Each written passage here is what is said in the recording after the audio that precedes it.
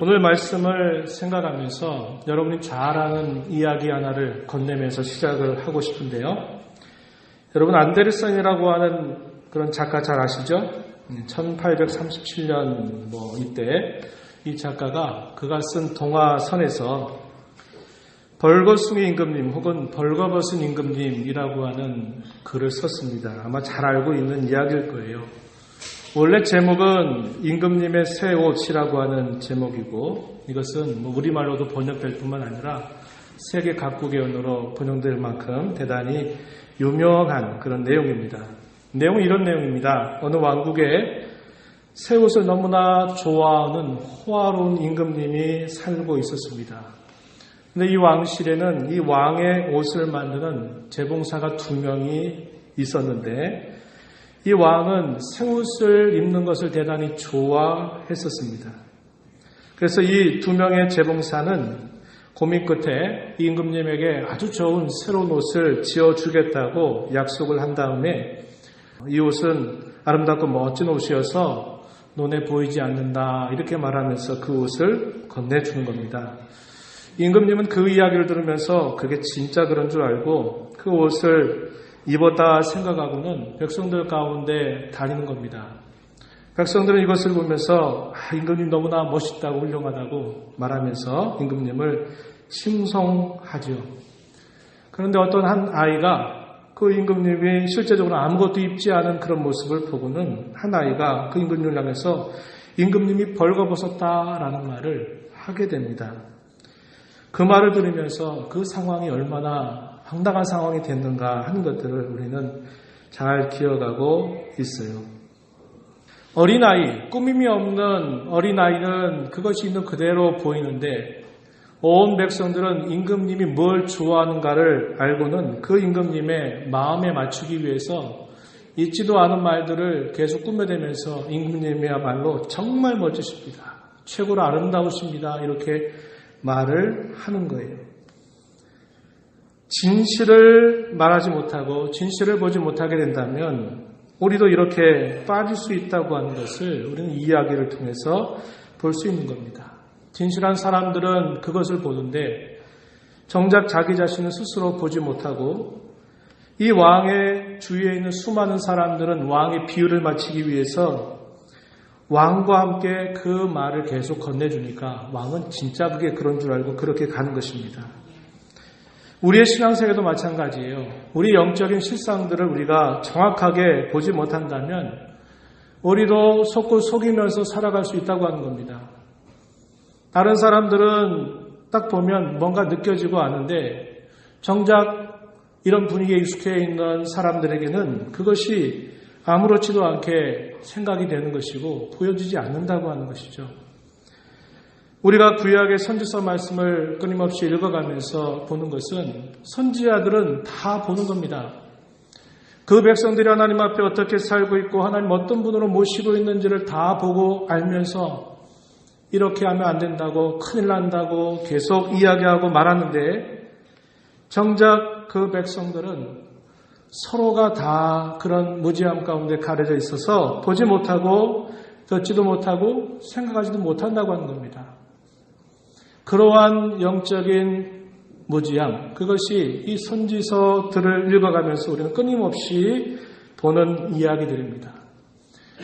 우리는 수요일마다 호세아 말씀을 조금씩 읽어가면서 말씀의 교훈을 기울여요. 호세아서를 보게 되면 북쪽 이스라엘 나라가 바로 멸망하기 전에 그 나라는 아무런 문제가 없었습니다. 그런데 잠시 잠깐 후에 큰 위기가 닥쳐온다라고 선지자는 하나님의 말씀을 받아서 외치는데 그 백성들은 그 말을 귀를 기울이지 않게 됩니다. 그러다가 얼마가 지나지 않아 이스라엘 나라가 아수르 나라에 의해서 패망을 하게 되는 사건이 나타나고요. 우리가 새벽 시간마다 지금 이사야서 말씀을 읽고 있는데요. 이사야서 말씀도 선지자 이사야가 하나님의 말씀을 전하는 시기에는 유다 나라에 아직 큰 문제가 일어나지 않습니다. 그러나 잠시 잠깐 후에 닥쳐올 위기에 관하여서 계속적으로 파수꾼처럼 나팔을 불고 있는데 그 백성들은 그의 말에 귀를 기울이지 않는 것입니다. 선지자 눈에는 분명하게 보이는 분명한 사실들이 그 백성들은 보지 못한다는 겁니다. 스스로 속고 서로 속이는 일들 때문에 자기들의 실상을 보지 못하고 지금은 괜찮다, 뭐가 문제냐, 아무렇지 않다 이렇게 생각하면서 계속 그 길을 고집하다가 마침내 이사야 선지자가 활동하고 난 다음 얼마 지나지 않아서 유다 나라마저 바벨론 나라에 의해서 패망하게 되는 역사적인 고통을 당하게 된 것을 우리는 알게 됩니다. 우리는 하나님의 섭리를 바라볼 때 두 가지의 시각이 필요합니다. 하나는 어떤 일과 사건들이 진행이 될 때 그것이 정말 잘된 일인가 하는 시각이고, 또 하나는 반대로 이게 잘 되지 않는 일인가 하는 시각입니다. 또 다르게 말하면 이게 하나님의 은혜로 되는 것인가, 아니면 이것이 하나님의 징계 가운데서 진행되고 있는 일인가 하는 것을 우리는 이 두 가지의 시각을 가지고 잘 살펴봐야 한다라고 하는 것입니다. 2010년 12월에 저는 말레이시아 한인교회로 부임을 하게 됐습니다. 지금도 생각해보면 그 당시에 우리나라의 분위기가 전쟁이 일어날 것 같다라고 하는 긴장감이 감돌았던 것으로 기억합니다. 아마 뉴스를 좀 보거나 아마 인터넷을 보게 되면 좀 더 자세한 상황을 알 텐데, 제가 말레이시아에 간다고 하니까 저를 아는 어떤 사람이 말하기를 저한테 그런 말을 해요. 야, 지금 우리 대한민국에 전쟁이 날지도 모르는데 좋겠다고 합니다. 왜냐하면 말레이시아 가면 뭐 전쟁이 나도 상관없지 않겠느냐 웃으면서 농담조로 저에게 그런 말을 하는 걸 제가 들었어요. 저도 그냥 살짝 웃었던 기억이 납니다. 사실상 우리나라 지금 우리의 현실도 마찬가지죠. 우리는 지난 몇 개월 전까지만 해도 이러다 진짜 전쟁이 나겠구나. 전쟁이 나서 핵이나 폭탄 하나 대한민국에 특히 서울에 한번 떨어진다면 얼마나 많은 사람들이 죽게 될까. 그리고 북한은 어떻게 될까? 아주 짧은 시간 만에 다 제압이 되고 끝나버릴까? 온갖 전쟁의 시나리오들을 막 쓰면서 어떻게 될 것을 예측했던 때를 우리는 얼마 전까지 이런 생각을 하면서 보냈었습니다. 저는 여러 차례 6.25 전쟁이 있고 난 다음에 또다시 이 땅에 전쟁이 일어날까? 만약에 전쟁이 일어난다면 어떻게 될까 생각해 보곤 했습니다. 믿음을 가진 많은 분들은 우리 대한민국은 하나님께서 이 나라를 보호하시기 때문에 이 나라는 절대로 전쟁이 일어날 리 없다라고 매우 확신 있게 말하는 사람들이 있지만, 저는 찬찬히 우리의 신앙의 상황을 돌아보고 우리의 현실들을 생각해 볼 때 우리 대한민국에도 얼마든지 전쟁이 일어날 수 있겠구나라는 생각을 여러 번 하곤 했습니다. 전쟁이 일어나지 않은 것은 참으로 다행스러운 일입니다. 왜냐하면 이 전쟁이 가져다주는 그 아픔과 고통은 한 세대, 두 세대로 끝나는 게 아니라 대를 이어서 계속적인 고통을 가져다 주기 때문에 그러합니다. 또한 이번 남북 정상회담에서 정전을 말한 것, 그것도 참으로 뜻깊은 일이라고 생각이 됩니다. 하지만 우리의 미래 앞에 어떤 일이 벌어질런지는 그 어느 누구도 알 수 없는 일인 것이죠. 아까도 말씀드렸듯이 우리는 선지서의 말씀을 호세아서 그리고 이사야서를 읽고 있는데요. 호세아는 북이스라엘 나라의 패망을 경고하였지만 결국 그의 말을 듣지 않았던 이스라엘 나라는 아수르에서 패망을 당했고요. 이사야는 남유다의 패망을 경고하면서 이제라도 하나님을 찾으라고 이야기하지만 유다도 여전히 자기의 길을 걸어가면서 바벨론에 의해서 패망하고 말았습니다. 이스라엘 나라, 이 유다 나라의 패망의 역사가 보여주는 교훈이 무엇입니까? 하나님께서는 언제나 자기 백성들을 편들어 주시는 분이십니다. 하지만 하나님은 맹목적으로 아무것도 따지지 않고 그저 자기 백성들을 편들어 주시는 분이 아니십니다. 때로 하나님은 그들의 잘못된 것들을 교정하고 고치시기 위해서, 그들을 새롭게 하시기 위해서 그들의 대적이 되실 때도 있다라는 것을 우리는 성경을 읽으면서 보게 되는 것입니다. 언제 하나님이 그의 백성들의 대적과 같이 하나님이 나타나실까요? 그것은 하나님의 백성들이 하나님을 무시하고 하나님을 떠날 때입니다. 하나님의 백성들을 대하시는 하나님의 섭리는 두 가지예요. 그들을 편들어서 건져 주시든지 아니면 그들을 내버려 두시는지 말입니다. 그러기에 저와 여러분은 어떤 일과 사건들이 일어나거나 그 사건들이 진행될 때 우리는 두 가지의 시각을 가져야 합니다. 이것이 하나님이 도와주셔서 진행되는 일인지 아니면 하나님께서 우리를 벌하시려고 그래 그대로 한번 가봐라 하시면서 그대로 버려두시는 것인지를 잘 생각해야 합니다.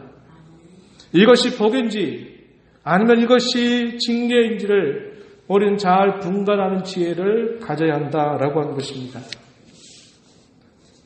하나님께서는 자기 백성들을 교정하시거나 또 새롭게 하시거나 깨우치시기 위해서 하나님은 적당한 견책을 사용하십니다. 이사야서 27장 8절 말씀해 보면 주께서 백성을 적당하게 견책하사 쫓아내실 때에 동풍 부는 날의 폭풍으로 그들을 옮기셨느니라 이렇게 말씀합니다. 주님께서 자기 백성들을 적당하게 그들의 잘못과 허물과 그들의 실수에 적당하게 대충대충이란 말이 아닙니다. 우리말로 우리가 말을 쓸 때는 적당하게 그물은 대충대충 알아서 해 이런 식으로 이해하는데 여기서 말하는 적당하다라는 말은 그런 뜻이 아니라 하나님께서 가장 적절하게 그 상황에 맞게 자기 백성들을 견책하신다, 징계하신다라고 하는 그런 뜻입니다. 그래서 그 백성들을 쫓아내실 때 동풍 부는 날의 폭풍으로 그들을 옮기셨다. 더 큰 일을 만나기 전에 작은 일을 그들에게 당하게 하셔서 그들로 하여금 교정하게 하시려고 하신다는 것을 말씀해 주십니다. 견책이란 말, 책망을 당한다라고 하는 뜻을 가집니다. 이와 비슷한 표현을 우리는 성경 읽으면서 여러 가지로 생각해 볼 수 있는데 예를 들면 사무엘하 7장 14절 말씀해 보면 내가 사울을 패한 것 같이 너의 아들을 패하지 않겠다. 하나님께서 다윗의 아들이었던 솔로몬을 향해서 하시는 말씀 가운데 사울은 그의 죄를 따라서 그를 버렸지만 하나님께서 솔로몬은 죄를 지어도 그를 버리지 않겠다고 이야기하시면서 다만 뭐라고 말씀하시냐면 사람의 매와 인생의 채찍으로 내가 그를 교정할 것이다. 그런 말씀을 하셨습니다. 이사야서 30장 20절 말씀 전에 함께 나누었던 말씀 중에 있는 말씀인데요. 여기 보면 환난의 떡과 고생의 물을 통해서 그들을 깨우치시겠다라고 하는 말씀을 하고 계십니다. 이사야서 48장 10절에서는 하나님이 자기 백성들을 적당하게 견책하시는데 고난의 풀무불 가운데 그들을 두어서 단련하시겠다라고 하는 표현을 사용하고 있습니다. 이스라엘과 유다의 패망 사건은 대단히 심각한 충격적 사건이었습니다. 한번 생각해 보십시오. 조금 전에 제가 그런 이야기를 했죠. 우리 한국이 남한과 북한이 아주 긴박한 전쟁의 긴장감 가운데 있을 때 이 전쟁이 일어날까 아닐까? 아까도 얘기했지만 많은 분들은 우리나라는 교회당이 많이 세워져 있고 믿는 자들이 많기 때문에 하나님 무조건 우리를 도와주실 거기 때문에 전쟁은 안 일어난다라고 말했던 거죠. 유다 백성들은 태어나면서부터 천성적으로 하나님의 백성으로 태어납니다. 율법을 어릴 때부터 그들이 듣고 그 율법을 배우고 그거에 익숙합니다. 그렇게 하나님의 백성으로 태생적으로부터 태어나는 그들이지만 하나님께서 그들을 향해서 너희가 내 말을 귀를 기울이지 않고 듣지 않는다면 그 백성들을 이방인의 손에 압제 아래 두시겠다고 그렇게 많이 경고를 하셨지만 이 백성들은 뭐라고 말합니까? 하나님이 우리의 하나님이고 우리에게는 율법이 있고 우리에게는 하나님이 우리에게 주신 그런 제단이 있고 섬기는 바가 있기 때문에 우리는 질 수 없다. 우리는 패망할 수 없다라고 하는 분명한 확신을 가지고 있었어요. 그런데 어떻게 됐습니까? 너무도 처참하게 유린당하는 사건들을 그들이 경험하였던 것입니다. 대단히 충격적인 사건이에요. 하나님이 우리에게 이렇게 하실 수 있단 말인가? 하나님 우리를 이렇게 버릴 수 있단 말인가? 이런 생각을 가질 만큼 대단히 충격적인 사건이었다고 하는 겁니다. 그러나 그것은 하나님 편에서 보실 때 적당한 견책이었습니다. 이러한 견책은 그들을 바닥같이 낮추어서 그들의 영적인 무지와 그들의 죄악들, 그들의 교만한 마음과 고집스러운 마음들을 깨우쳐 가시려는 그런 뜻이 있다고 하는 것입니다. 벌써 우리가 여름이 되지 않았지만 낮만 되면 여름처럼 더운 느낌을 갖기 시작합니다. 여름철이 되면 사람들이 물가로 많이 가면서 익사 사건들이 많아지게 되죠. 물놀이 중에 물에 빠지게 되면 수영 잘 못하는 사람이든지 수영을 한 사람이라도 정신줄을 놓고 허우적거리다 보면 결국 익사 위험에 빠지게 되면서 죽게 되는 경우들이 있다고 하는 겁니다.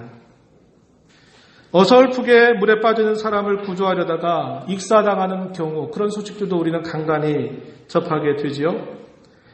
익사 상태에 있는 사람을 멋모르게 수영할 줄 안다고 구조하러 들어갔다가 익사 직전에 있는 사람은 실오라기 하나라도 뭐가 있으면 그 잡는데 그 잡는 힘이 보통이 아니에요. 잡으면 안 놓습니다. 생존 본능 때문에 무조건 살아야 되겠다고 하는 것 때문에 무조건 붙잡아요.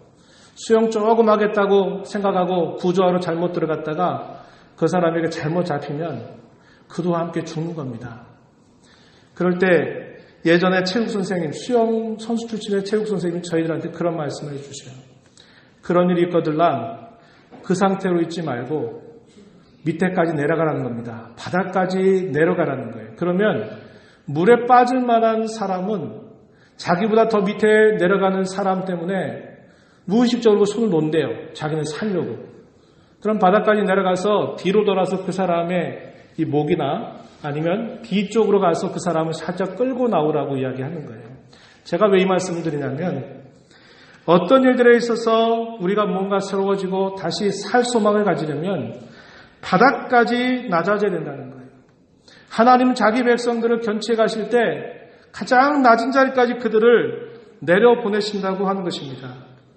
바닥까지 내려가지 않으면 여전히 살 수 있는 줄 알고 허우적허우적거리는 거죠.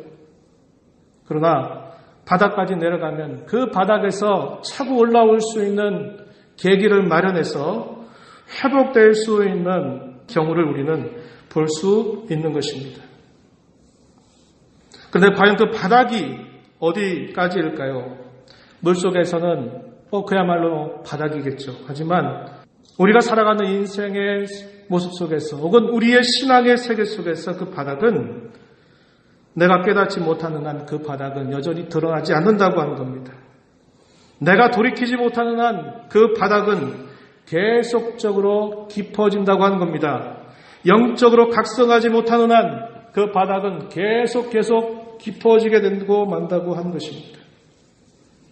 하나님이 자기 백성들을 이렇게 처참하게 그 백성들을 견책하시게 되는 것은 뭐냐면 그들로 하여금 그 바닥까지 내려가서 그 바닥에서 자기들의 모든 잘못과 죄를 벗고 그들이 진정으로 겸손한 마음으로 하나님을 찾고 하나님을 의지하고 자신들의 삶을 돌이키려고 하실 때까지 하나님은 그 백성들을 낮추신다고 하는 거예요. 빨리 그 바닥을 발견하는 길은 뭘까요? 빨리 돌이키는 겁니다. 빨리 돌이키지 않는다면 그것은 그 바닥은 더 깊어질 거예요. 왜? 그 정도만으로도 아직 깨우치지 못하니까 하나님은 더 그들을 밑으로 끌어내시는 겁니다. 하나님께서 이스라엘 백성들을, 유다 백성들을 아수르에 의해서 혹은 바빌론에 의해서 포로 생활로 끌려가게 하셔서 더 이상 그곳에서 하나님을 향하여 제사를 드릴 수도 없고 노래를 할 수도 없고 그런 고초 가운데 그들을 두시는 것은 그들로 하여금 그것이 바닥인 줄 깨닫게 하시려고 하는 겁니다. 그래서 거기로부터 그들이 새롭게 다시 시작할 것을 하나님은 그들에게 원하시는 거예요. 이런 교체 가운데 있을 때 요구되는 몇 가지의 자세가 있습니다. 첫 번째, 생각해야 됩니다. 뭘 생각해야 될까요? 어떤 상황인가를 정확하게 생각해야 됩니다. 그리고 이러한 일이 과연 무엇 때문에 왔는가를 정확하게 생각해야 합니다. 우리가 먼저 어떤 상황인가를 생각하는 것이 필요한데요. 그저 우리의 눈앞에 펼쳐지는 상황만이 전부가 아님을 알아야 한다는 겁니다. 패망을 당하니까 아비들이 없어지고 남편이 없어지게 되고 과부와 자식만 남는 일들이 생겨나죠. 얼마나 그게 처참하고 얼마나 고통스러운 시간들이 되겠습니까? 그것은 펼쳐지는 상황이에요. 그런데 하나님의 백성들이 인식해야 될 상황은 남편도 없고 아버지도 없고 이제 힘겨운 그런 포로 생활을 해야 되는구나, 이것만이 아니라 그 상황이 바로 하나님께서 그들을 낮추시는 견책인 줄 알고 하나님께서 그들에게 주시는 징계인 줄을 바르게 보아야 한다는 겁니다. 이게 올바른 상황 인식이에요. 그 다음에 생각해야 될 것은 그 원인이 무엇인가를 생각해야 되는데, 하나님께서 과연 돕지 않으셔서 이게 생긴 일일까? 당시 유다 백성들은 이렇게 생각했습니다. 하나님께서 우리를 버리셨다고, 하나님께서 우리를 돕지 않으셨다고, 하나님께서 우리를 외면하셨다고 그렇게 생각합니다.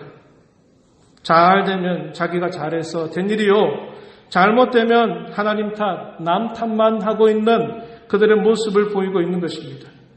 하나님께서는 유다 백성들을 향해 이렇게 말씀하십니다. 이사야서 50장 1절 2절 말씀 한번 보시면, 나 여호와가 이같이 말하노라, 내가 너희의 어미를 내보낸 이혼 증서가 어디 있느냐? 내가 어느 체주에게 너희를 팔았느냐? 보라, 너희는 너희의 죄악으로 말미암아 팔렸고 너희의 어미는 너희의 배역함으로 말미암아 내보냄을 받았느니라. 잘 보세요. 이스라엘 백성들은 여호와의 팔이 사라졌구나, 여호와께서 돕는 그분의 손길을 거뒀구나, 그분이 우리를 구원하지 않았구나, 우리를 버렸구나, 이렇게 생각하지만 하나님은 말씀하시는 겁니다. 너희의 어미를 내보낸 이혼 증서가 과연 어디 있느냐? 여기서 제시되고 있는 이 이혼 증서는 부당한 이혼을 뜻하는 말입니다. 결국 그 책임이 아내에게 있는 게 아니라 그 책임이 남편에게 있다고 하는 것을 증명해 주는 증서, 여기 이혼 증서를 그런 의미로 표현했어요. 이 말은 남편이 잘못해서 아내가 이혼을 당한 것으로 이야기하는 겁니다. 이게 무슨 말일까요? 하나님과 자기 백성의 관계를 남편과 아내라고 한 관계로 이야기하면서 그들이 마치 이렇게 바벨론에 끌려가게 된 것은 부당한 하나님의 대우 때문에 우리가 이렇게 된 것이다, 이렇게 생각하지 말라는 거예요. 또 내가 어느 체주에게 너희를 팔았느냐, 이렇게 말씀하시는데, 당시에 부모가 빚 갚을 능력이 없게 될 때에는 자식을 파는 경우들이 생겨나는 겁니다. 그때 그 책임이 자식 책임이에요, 부모 책임이에요? 부모 책임이겠죠. 하나님을 부모로 표현하고 그 백성들을 자녀로 표현할 때 그들이 이렇게 바벨론으로 팔려간 것, 하나님이 자기들을 잘못하셔가지고, 자기가 잘못해가지고 우리가 팔려갔다고 말할 수 있느냐? 그럴 수 없다는 거예요. 그러면서 그 이유를 설명하시기를, 보라, 너희는 너희의 죄악으로 말미암아 팔린 것이다. 너희의 어미는 너희의 배역함으로 말미암아 내보냄을 받았다. 남 탓하지 말라는 겁니다. 상황 탓하지 말라는 거예요. 너희 자신이 지은 그 죄악으로 말미암아 너희가 이렇게 낮은 자리에, 고통스러운 자리에 임했다고 하는 것을 말씀해 주시고 계시는 겁니다. 그 원인이 무엇이라고 말씀합니까? 2절 계속 이어서 보면 이렇게 말했어요. 내가 왔어도 사람이 없었으며 내가 불러도 대답하는 자가 없었으면 어찌 됨이냐. 내가 왔다. 하나님이 그 백성들에게 찾아오셨다는 거예요. 어떻게 찾아오세요? 하나님이 세우신 종들을 통해서 찾아오고, 하나님이 그들을 통해서 주신 말씀을 통해서 그들을 찾아오셨어요. 그토록 많이 찾아오셨는데 사람이 없었다. 하나님께서 그들을 불렀대요. 얘들아, 내게로 와라. 내가 너희를 찾고 있다. 내게로 나와라 하시는 말씀을 하시는데 그들이 뭐 했다고요? 대답하지 않았다는 겁니다. 내 손이 어찌 짧아 구속하지 못하겠느냐? 내게 어찌 건질 능력이 없겠느냐? 이렇게 반문하고 계시는 겁니다. 그 원인이 뭐라고 이야기하는 거예요? 하나님이 그토록 찾아오셔도, 하나님께서 그토록 불러도 그 백성들이 그 자리에 없었다고 하는 것이고, 불러도 대답하지 않았던 것, 그것이 그들이 이러한 견책을 받게 된 원인임을 분명하게 말씀해 주고 있는 겁니다. 두 번째로 우리가 견책 가운데 취해야 될 두 번째 자세는 뭐냐? 그 견책을 잘 감당해야 된다라는 겁니다. 인위적인 방법으로 견책을 피하려고 해서는 안 됩니다. 우리는 본성상 고통이나 슬픔을 좋아하는 사람이 없어요. 하나님이 우리를 바닥같이 낮추셔서 하나님을 찾도록 우리를 이끌어 가시는데 그걸 거절하고 내가 내 꾀를 부리고 내 생각을 가지고 뭔가를 그런 상황들을 도피하려고 하거나 벗어나려고 한다면 순간적으로는 그것이 피하는 길처럼 보일지 모르나 그러나 가보세요. 그건 오히려 더 큰 견책을 당하게 되는 일이 되고 만다라고 하는 것입니다. 견책에서 빨리 벗어나오고 회복되는 방법은 오직 한 가지입니다. 오직 회개하고 말씀하신 하나님 앞에 나오는 것 외에는 다른 방법이 없어요. 이걸 떠나서는 빠른 길도 없고 쉬운 길도 없는 것입니다. 신앙적인 요행을 바라서는 안 됩니다. 내 상황이 갑자기 어떻게 해서 점핑되고 우리의 상황이 갑자기 어떻게 확 달라지고 이런 모든 것들은 신앙적 유행입니다. 하나님 이런 거 용인하시지 않으시는 거예요. 오직 하나님 앞에 돌아오는 길을 밖에 그 견책에서 벗어나는 길은 없는 겁니다. 하나님이 견책하실 때는 감당해야 돼요. 여러분 다윗 잘 아시죠? 다윗이 밧세바와 동침하고 우리아를 간접적으로 살인하게 된 그 일 때문에 하나님 선지자 나단을 보내서 그로 하여금 그의 죄악을 깨우치게 하실 때 그가 침상을 적시면서 회개합니다. 그러나 밧세바와 동침하면서 낳은 그 아들을 하나님 어떻게 하셔요? 그를 결국 데려가시는 겁니다. 다윗은 혹여 하나님이 불쌍히 여기셔서 그 아들을 살려주시면 좋겠다는 마음으로 금식하면서 하나님의 뜻을 기다리는 겁니다. 그러나 하나님은 그 아들을 결국 데려가시는 거예요. 다윗은 그가 범한 죄에 대해 하나님이 그를 어떤 정도로 그를 징계하시든지 간에 그걸 인위적으로 피하려고 한 게 아닙니다. 하나님께서 주시는 것만큼 그는 받겠다고 하는 자세를 갖는 거예요. 어떤 아이가 잘못해서 부모가 혼을 냈는데 그 아이가 자기 잘못을 깨우치지도 않고 싫다고 그 혼나는 걸 피하려고 도망쳐 보세요. 그럼 부모의 심정은 그래 너 참 지혜롭다 잘했다 이렇게 말할 겁니까? 한 대 때릴 거, 두 대, 세 대, 다섯 대 부르는 잘못을 범하게 되는 것 똑같은 것입니다. 세 번째는 각성해야 된다고 하는 겁니다. 그 각성이 뭘까요? 깨닫는 것입니다. 깨닫는 것이 곧 은혜입니다. 그리고 깨닫는 것이 곧 회복의 시작이에요. 그거 외 다른 길이 아닌 것입니다. 이사야서 50장 5절 말씀에 주 여호와께서 나의 길을 여셨으므로 내가 거역하지도 아니하며 뒤로 물러가지도 아니하며 이렇게 말했고 50장 10절 말씀에서는 너희 중에 여호와를 경외하며 그의 종의 목소리를 청종하는 자가 누구냐? 흑암 중에 행하여 빛이 없는 자라도 여호와의 이름을 의뢰하며 자기 하나님께 의지할지어다. 지금 이 말씀이 주어지는 자리는 어떤 자리입니까? 바벨론의 포로 가운데 매일매일의 견책 속에서 힘겹게 살아가는 그 백성들을 향하여서 너희가 비록 흑암 가운데 행할지라도 빛을 따라간다면 여호와 하나님을 경외하고 의지한다면 된다고 하는 겁니다. 그러나 이것 외에 다른 길들을 찾을 수 없다고 말씀하시는 겁니다.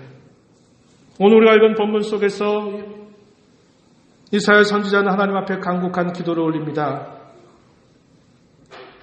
우리 본문 조금 앞에 가면 9절로부터 11절 말씀에서 선지자 이사야는 유다 백성들을 생각하면서 간곡한 기도를 올립니다. 하나님의 백성들의 구원을 위해서 다시 한번 하나님 이 백성들에게 주의 능하신 손길을 펼쳐 주시옵소서, 은혜와 능력을 베풀어 주시옵소서 간절하게 간구합니다. 51장 9절에서 이렇게 표현했어요. 여호와의 팔이 깨소서 능력을 베푸소서, 옛날 옛 시대에 계신 것 같이 하소서. 라합 애굽의 별칭입니다. 라합을 점이시고 용을 찌르시니가 어찌 주가 아니시며, 바다를 넓고 깊은 물을 말리시고 바다 깊은 곳에 길을 내어 구속받은 자들을 건너갈 하시니가 어찌 주가 아니십니까? 이렇게 말하면서 여호와의 팔이여 깨소서 능력을 베푸소서 이렇게 간곡한 기도를 올립니다. 하나님을 간절하게 찾는 선지자의 중심에 표현되어 있어요. 그에 대한 하나님의 응답의 말씀이 오늘 우리가 읽은 본문의 내용입니다. 12절부터 16절 말씀에 보면 하나님께서는 자기 백성들이 하나님을 의뢰하지 못하고 인생들을 두려워하는 것을 책망하고 계십니다. 왜 인생들을 두려워하느냐라고 말하는 겁니다.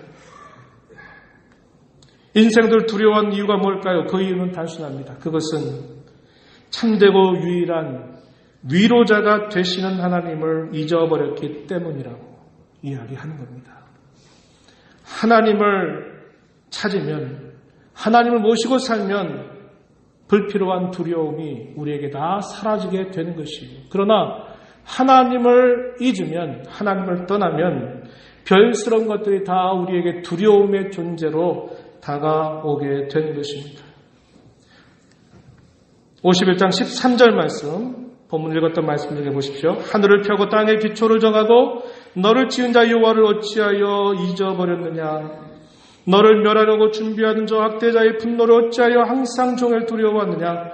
학대자의 분노가 어디 있느냐. 대적자들을 두려워하고 무서워하는 이유는 하나님을 잊어버렸기 때문이라고 분명하게 알려주고 계신 것입니다. 이제 이러한 응답을 들은 이사야는 그 백성들에게 이렇게 요구합니다. 본문 17절 말씀. 예루살렘이여 깰지어다 이렇게 말하는 겁니다. 하나님의 분노 아래 있고 하나님의 징계 견책 아래 있는 하나님의 백성들에게 이제는 깨어 일어나라 라고 말하는 겁니다. 51장 17절 여호와의 손에서 그의 분노의 잔을 마신 예루살렘이여 깰지어다 일어설지어다. 내가 이미 비틀거름치게 하는 큰 잔을 마셔 다 비웠도다. 이렇게 말합니다. 이 말의 의미가 뭘까요? 영적인 각성을 촉구하는 말씀입니다. 깨어나라. 예루살렘이요. 이 예루살렘이 뭘 말할까요? 하나님의 백성을 표현하는 말입니다. 그저 슬픔과 탄식만 하지 말고 징계 아래 놓여 있으면서 괴롭다, 힘들다, 아프다 이런 말만 하면서 울면서 탄식만 하지 말고 마비되고 몽롱한 상태에 있는 하나님의 백성들을 향해서 깨어나라, 일어나라 이렇게 요구하고 있다라고 하는 것입니다. 모든 일과 사건 속에는 어떠한 뜻이 담겨 있습니다. 그것이 하나님의 영광을 나타내기 위한 것일 수도 있고요. 그것이 우리의 죄와 잘못을 교정하시기 위한 징계나 견책일 수도 있습니다. 분명한 것은 이 모두가 다 기회라고 하는 거예요. 여러분이 살아가면서 만나는 일과 사건들, 그거는 기회입니다. 하나님께 영광을 나타낼 수 있는 기회일 수도 있고 또 우리의 잘못과 또 우리의 허물들을 교정하시기 위해서 또 주시는 징계일 수 있어요. 그 기회를 선용한 건 뭘까요?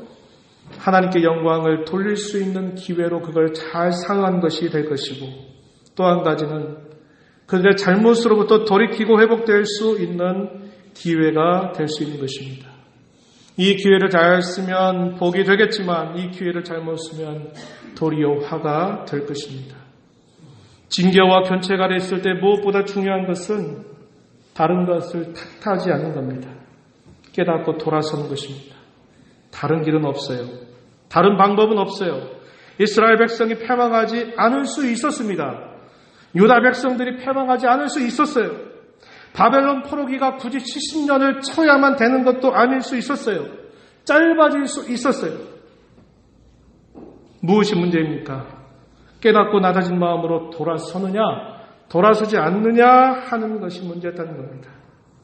그들이 보낸 선지자의 말들을 듣고 마음을 기울였다면 패망 직전에 그들의 삶은 달라질 수 있었고 그들이 비록 포로기에 끌려가서 있을지라도 그 포로 생활이 바닥인 줄 알고 하나님을 찾고 찾았다면 그들이 굳이 70년을 채울 필요가 없을 수도 있었던 겁니다.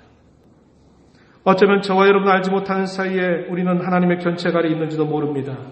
우리 개인이나 가정이 그럴 수 있고 우리의 교회가 그럴 수 있습니다. 나라도 그럴 수 있습니다. 깨닫지 못하면 모든 인간적인 방법을 찾을 것입니다. 그러면 그것이 겉으로 볼 때는 위기를 벗어난 것처럼 보일런지 모르지만 사실은 더 큰 위기를 가져오는 것이 되고 마는 것입니다. 지금 여러분 자신이, 지금 우리 모두가 가는 길의 끝에서 무엇이 기다리고 있을지를 생각해 보십시오. 지금 내가, 지금 우리의 가정이, 우리의 교회가 가는 길의 끝이 어디일까를 잘 생각해 보셔야 합니다. 우리에게 나오신 하나님의 음성에 귀를 기울이는 것, 그것만이 우리가 온전하게 그리고 새롭게 회복될 수 있는 길임을 알아야 할 것입니다. 주께서 오늘 저와 여러분에게 이렇게 말씀하십니다. 예루살렘이여 깨일지어다. 예루살렘이여 깨일지어다 하시는 주님의 음성을 듣고 우리 모두가 하나님의 말씀 앞에 귀를 기울여 살아가는 모두가 되기를 축복합니다. 하나님 아버지 감사합니다. 저희들에게 주신 말씀을 통하여 하나님 앞에 저희들의 모습이 어떤가를 돌아보고 적당한 견책들을 통하여서 저희들에게 무엇인가를 깨우쳐 주시고자 하실 때 저희들의 마음이 우둔하고 어리석어서 깨닫지 못한 채 그 바닥이 어디까지 할 수 없을 정도로 깊게 빠져들어가는 저희들의 모습이 되지 않게 하시고 하나님 앞에서 하나님의 말씀에 귀를 기울이지 않고 하나님의 마음을 외면했던 저희들의 모습들이 우리의 죄의 원인임을 기억하고 이제라도 하나님의 은혜를 구하면서 깨어나는 각성하는 저희 모두가 되게 해주시옵소서. 예수님 이름으로 기도합니다. 아멘.